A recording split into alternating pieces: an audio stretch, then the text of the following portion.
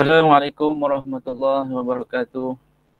Alhamdulillahirabbil alamin wassalatu wassalamu ala asyrafil anbiya'i wal mursalin wa ala alihi wa sahbihi ajma'in. Rabbi shrah li sadri wa yassir li amri wa hlul 'uqdatam min lisani yafqahu qawli. Alhamdulillah, hari ini kita akan berjumpa lagi dalam PDPR online Pendidikan Islam tahun 5 bidang hadis, tajuk sayangi pemimpin kita.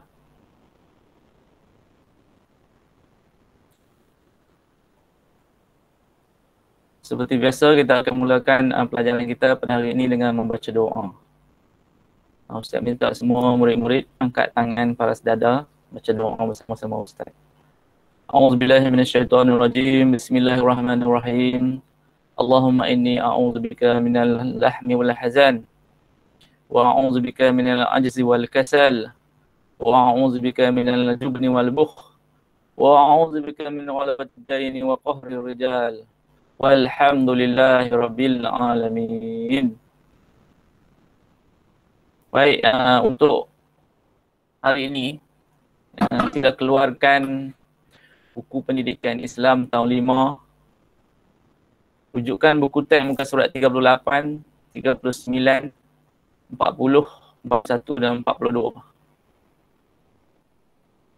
Bidang yang akan kita belajar ialah bidang hadis. Bidang hadis unit 1. Bidang hadis unit 1. Isi kandungannya adalah ada di sini. Bidang hadis unit 1, sayangi pemimpin kita, muka surat 38. Ini gambaran pemimpin kita hari ini, iaitu yang pertama sekali Duli Yang Maha Mulia Sri Paduka Baginda Yang Dipertuan Agong. Yang kedua, Perdana Menteri Malaysia kini Tan Sri Muhyiddin Yassin. Yang ke bawah ni ialah tokoh yang amat berjasa kepada negara kita, banyak jasanya, iaitu Tun Dr. Mahathir Mohamad, dan sebelahnya ialah Tengku Abdul Rahman Putra Al-Haj. Okey, kita pergi kepada gambaran situasi apa yang akan kita belajar hari ini. Unit 1, sayangi pemimpin kita. Okey, seperti biasa, 1 minit untuk kamu melihat gambar yang diberikan.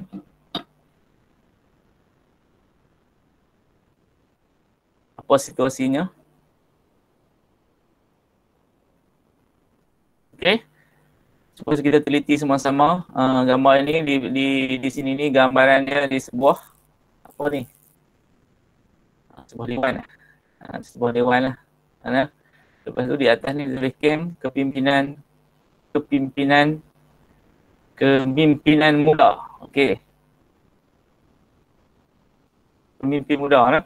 Okey, di sini ada depan ni ada jurulatih motivator untuk bagi semangat. Biasanya motivasi ni semangat berapiah kan. Okey, lepas tu di bawah ni dia kata apa? Saya mesti, ini azam lah, azam kepada peserta camp ni semua. Saya mesti menjadi pemimpin yang hebat pada suatu hari. Nanti bila besar nanti nak jadi pemimpin, nak gantikan pemimpin yang ada pada hari ini. Okey, itu gambaran keseluruhan, gambar situasi yang dia bagi pada hari ini. Okey, gambar menunjukkan situasi program camp motivasi kepimpinan pelajar. Okey, kita pergi kepada hadis. Okey, semua murid-murid boleh baca hadis ni bersama-sama Ustaz. An Abdullah ibn Umar radhiyallahu anhu anna Nabi sallallahu alaihi wasallam qala as-sam'u wa ta'atu 'alal mar'il muslimi fima ahabba wa kariha ma lam yu'mar bima'siyatin fa iza umira bima'siyatin fala sam'a wala ta'ah. Muttafaqun alaih. Ini lafaz hadis yang akan kita belajar pada hari ini. Kita tengok maksud dia. Daripada Abdullah ibni Umar radhiyallahu anhu bahawa Rasulullah sallallahu alaihi wasallam telah bersabda, wajib atas seorang Muslim untuk mendengar dan mentaati kepada pemimpin dalam perkara yang dia suka dan benci, selagi dia tidak diperintahkan melakukan maksiat. Apabila diperintahkan melakukan maksiat, maka tiada kewajipan untuk mendengar dan mentaati. Okey, itu terjemahan hadis. Kita tengok lagi secara detail dia. Okey, daripada Abdullah ibni Umar radhiyallahu anhu bahawa Rasulullah sallallahu alaihi wasallam telah bersabda, Nabi kita Muhammad sallallahu alaihi wasallam bersabda, kalau manusia biasa, orang biasa bercerita ni kata berkata. Tapi kalau kata Nabi Muhammad sallallahu alaihi wasallam bersabda, bersabda, wajib atas seorang muslim, muslim ni orang Islam lah, semua orang Islam lah, wajib ke atas orang muslim untuk mendengar dan mentaati, dengar dan taat kepada pemimpin. Pemimpin ni nanti kita tengoklah siapa dia jadi pemimpin, ya. Dalam perkara yang dia suka dan benci. Maksudnya kita kena patuh pemimpin itu sama ada dalam perkara yang kita suka ataupun yang kita benci, ya, yang kita tak apa suka kan. Selagi dia tidak diperintahkan melakukan maksiat. Selagi pemimpin tadi ni, ketua tadi ni tidak menyuruh kita, memerintahkan kita melakukan maksiat. Apa itu maksiat? Maksiat ni ialah perkara-perkara yang tidak disukai oleh Allah, yang dilarang oleh Allah. Contohnya, apabila kita ada ketua, dia suruh kita beli apa? Beli arak. Arak, minuman keras. Jadi, minuman keras tu apa ya? Maksiat kan? Minum minuman keras atau membelinya adalah perkara yang dilarang oleh Allah Subhanahu Wa Taala. Jadi maksiat lah, apabila maksiat kita tidak perlu lagi ikut arahan ketua tu. Okey, apabila diperintahkan melakukan maksiat, maka tiada kewajipan untuk mendengar dan mentaatinya. Okey. Bagaimanakah cara untuk menjadi pemimpin yang disegani? Tengok sebelah. Okey. Ini pemimpin. Kita tengok pula pemimpin macam mana. Okey, ini dialog yang kali ni gambaran dia bagi seorang murid dengan seorang ustaz dia. Okey, nama apa tak tahu lagi.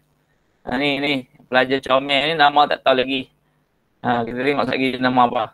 Okey, ustaz, boleh saya tahu apakah maksud pemimpin? Boleh saya tahu apakah maksud pemimpin? Bagus soalan kamu, Safiah. Oh, nama dia Safiah. Nama Safiah. Okey, Safiah. Bukankah kamu baru balik dari kem kepimpinan minggu lalu? Kebetulan tajuk kita hari ini taat kepada pemimpin. Okey, mari kita lihat di layar. Maksud pemimpin yang sebenarnya. Ni layar ni. Ni layar. Okey, dia tulis dalam ni. Tengoklah maksud dia apa. Pemimpin ialah seorang yang dipertanggungjawabkan untuk mengetahui, mengetuai serta memimpin sebuah kumpulan, persatuan, organisasi atau negara. Okey, ini pemimpin, ya. Kita tengok pemimpin ialah seorang yang dipertanggungjawabkan, yang dilantik, ya, yang dipertanggungjawabkan untuk mengetuai, jadi ketua serta memimpin apa? Sebuah kumpulan. Contohnya kalau dalam kelas, dilantik ketua kelas. Jadi ketua kelas tu menjadi pemimpin kepada kumpulan dia dalam kelas tu. Ya. Okey, seterusnya persatuan. Persatuan ni macam-macam. Persatuan kalau di sekolah ada persatuan apa? Persatuan Pendidikan Islam. Persatuan Sepak Takraw, kan? Persatuan Bahasa Melayu dan sebagainya. Jadi setiap persatuan tu akan dilantik ketua dan ketua itulah yang akan memberi arahan dan memimpin persatuan tu. Okey? Itulah pemimpin, ya. Organisasi ni besar lah kalau macam di sekolah kan. Satu organisasi, satu sekolah tu seramai, kalau ada pelajar dia, guru dia, staff dia semua ramai. sampai 500 orang kan. Jadi inilah dikatakan organisasi sekolah tu, ya, dipimpin oleh guru besar atau negara. Kalau negara dipimpin oleh siapa? Seorang Perdana Menteri, ya. Okey, baik. Seterusnya kita tengok pula cara mentaati pemimpin di sini lah. Cara mentaati pemimpin, macam mana kita nak ada dia nak taat kalau pemimpin dia ada cara dia dan ada had dia. Kita boleh taat ikut suka je kan. Kita tengok dulu apa cara yang mentaati pemimpin. Yang pertama, patuh kepada pemimpin yang beriman dan bertakwa. Kita nak apabila seorang pemimpin tu seorang yang beriman. Beriman ni maksud dia percaya kepada ajaran Islam kan. Lepas tu bertakwa ni dia takut kepada Allah. Takut kepada Allah. Jadi bila dia takut kepada Allah, dia tak melakukan perkara-perkara yang salah dan berdosa. Okey, yang kedua, pilih pemimpin yang adil dan amanah. Okey, pemimpin yang adil dan amanah ni perlu lah. Sebab pemimpin yang adil, dia akan memberi keadilan kepada semua rakyat dia. Sama ada yang susah, yang senang. Dan amanah ni pula orang yang pemimpin ni dia ada kuasa macam-macam. Nak keluarkan duit, nak jaga harta tu, nak jaga harta ni kan. Jadi kita perlukan orang yang amanah. Kalau orang yang tak amanah, dia akan salah gunakan dana negara, harta negara dan sebagainya. Negara kita akan susah dan jadi miskin. Kan, dia ambil harta negara untuk urusan peribadi dia. Okey, baik, seterusnya yang ketiga, bekerjasama dalam melakukan kebaikan. Kita tengok kalau pemimpin kita tu bagi arahan yang bukan maksiat, tidak ni berunsur ada kebaikan, maka kita wajib bekerjasama, beri kerjasama kepada dia, ya. Okey, yang keempat, menasihati dengan penuh hikmah. Nasihat menasihati dengan penuh hikmah ni maksudnya pemimpin ni dia manusia biasa. Selain daripada dia memimpin diri dia memimpin keluarga dia. Lepas tu dia ada tanggungjawab memimpin masyarakat sekeliling dia. Lepas tu dia ada lagi diberi tanggungjawab untuk memimpin negeri dia. Lepas tu diberi tanggungjawab lagi untuk memimpin negara. Jadi banyak tanggungjawab dia. Mungkin dalam urusan-urusan tu dia akan silap, dia akan apa? Dia akan tersasar dan sebagainya. Jadi cara yang terbaik ialah menasihati dengan penuh hikmah. Okey, yang kelima, sentiasa mendoakan kesejahteraannya. Pemimpin ni kita perlu berdoa kesejahteraan dia agar dia lebih sihat. Apabila dia sihat, kesihatan dia baik, dia tidak sakit, dia boleh memimpin kita dengan lebih lama. Okey, yang keenam, menghargai jasa dan pengorbanan dia. Okey, jasa dan pengorbanan perlu dikenang, dihargai jasa dia macam kita menghargai jasa kedua bapa kita, ya. Sama lah yang pimpinan pun, apabila dia membuat satu benda yang baik untuk kita perlu menghargai jasa dan pengorbanan dia. Dan seterusnya, kepentingan mentaati pemimpin. Okey, kita tengok apa pula. Mengeratkan hubungan baik antara pemimpin dengan orang bawahan dia. Okey, kepentingan ni penting bagi seorang pemimpin ni. Dia perlu apa? Apabila dia dilantik menjadi pemimpin, dia perlu menjaga hubungan antara dengan orang bawahan dia. Contohnya macam ketua kelas. Apabila ketua kelas, apabila kita lantik dia jadi ketua kelas, dia perlu jaga hubungan dia dengan dalam kelas dia, kawan-kawan dalam kelas dia. Jangan dia pula jadi kepala kaki bising kan, suka bergaduh dan sebagainya. Dia perlu menjaga dan mengambil tanggungjawab itu dengan penuh amanah, ya. Okey, baik, tengok yang kedua, dapat mengembangkan syiar Islam. Maksudnya kepimpinan ni apabila dia dapat mengembangkan syiar Islam, kita akan bagi sokongan dia. Mengelakkan pergaduhan dan perselisihan faham. Maksudnya apa? Dalam memimpin ni, jenis manusia ni ada yang kadang-kadang dia tak suka diarah. Kan? Suka sangat nak mengawah kan. Dia tak suka ikut orang. Dia suka dia je. Jenis-jenis manusia yang berbagai-bagai. Jadi dia boleh jumpa jenis macam ni, tak suka menerima arahan dan tak suka diarah ni, dia akan jadi apa? Apabila tak suka, suruh benda yang dia tak suka, dia akan marah. Dan marah akan gaduh. Dan berlakulah perselisihan faham. Okey, mengelak. Okey. Yang empat, menjamin keharmonian negara. Macam mana menjamin keharmonian negara? Pemimpin yang baik mengharapkan harmoni lah kan. Yang kelima, mementingkan keimanan kepada Allah SWT. Pemimpin tu pula seorang yang mementingkan keimanan kepada Allah SWT. Apabila ada aktiviti yang melibatkan keagamaan, dia suka, dia beri sokongan, dia beri peruntukan dan sebagainya. Okey. Dan yang keenam, disegani dan dihormati oleh negara lain. Apabila negara kita dah memilih pemimpin yang baik macam ni, jadi negara kita akan tambah maju dan disegani oleh negara-negara lain. Tak ada cerita-cerita buruk tentang negara kita. Jadi negara kita pun disegani oleh negara-negara lain. Baik, seterusnya. Ini ciri-ciri pemimpin budiman. Ini bentuk nyanyian ni. Jadi tak sempat nak cari nyanyian ni. Jadi kita baca lah pemimpin budiman.